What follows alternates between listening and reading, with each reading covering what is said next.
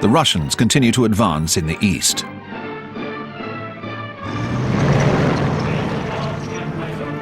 The Great Patriotic War, as they call it, has taken a new turn for them. The Red Army is suddenly able to strike with a force that amazes all sides. An endless supply of men, even after the extremely costly battles of Moscow and Stalingrad. The offensive in Belarus in the summer of 1944 is one of the biggest battles of the Second World War. The Eastern Front is 1,000 kilometers wide, but the Russians are able to push forward hundreds of kilometers within 2 months, destroying 17 German army divisions.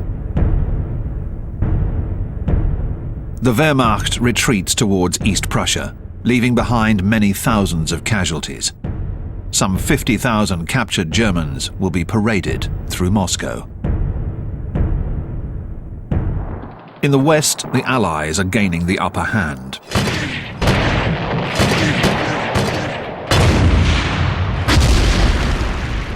For the Wehrmacht, the situation is deteriorating. 50,000 German soldiers are taken prisoner in a Falaise pocket, or as the Germans call it, Stalingrad in Normandy. It is a much-needed victory for the Allies. The Allies tighten their noose with a new landing in Provence. The reassembled French army plays a major part in this landing.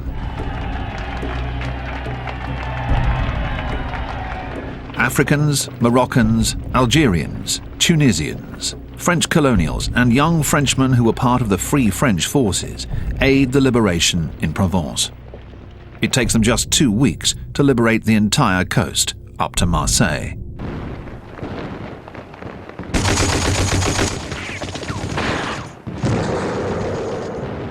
The resistance movement comes out of the shadows and participates in the liberation, as it will do in Paris.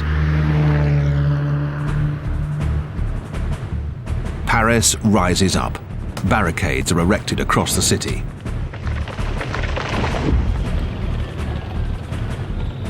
Most of the German army has retreated to the east, but 20,000 men remain behind under the command of General von Choltitz, who has received orders from Hitler to destroy the city.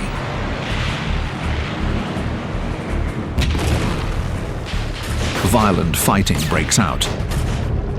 On the 4th day of the insurrection, a French unit, General Leclerc's 2nd Armoured Division, arrives from Normandy, and the capital is finally liberated the next morning.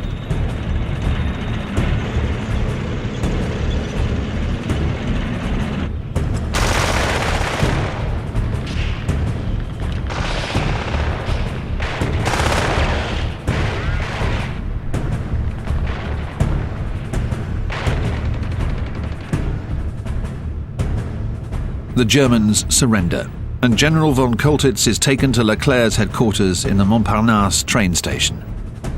Hitler had just called and asked his famous question: "Brennt Paris?" Is Paris burning?